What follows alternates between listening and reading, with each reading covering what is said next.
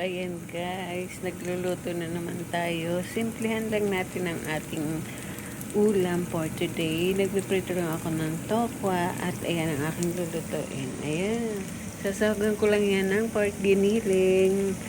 Simpleng ulam pero masustansya.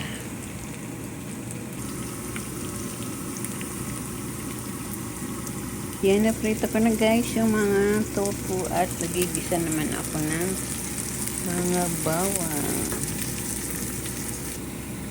Lagay natin ang kamatis.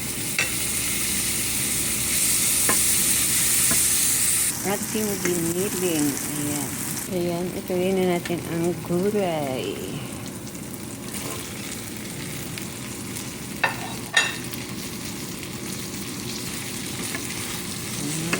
Sarap. Lagyan natin ng soy sauce. Dark soy sauce ito guys.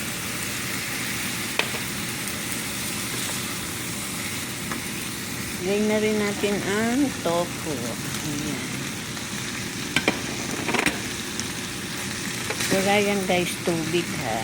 Lagyan natin guys ng konting spicy. Ito yung chili paste na ginawa ko. Para mas masarap. Walang tubig, ganyan lang. Ayan na guys, tapos na. Sarap yan. Medyo spicy. Siyempre, ayan na ang kanin.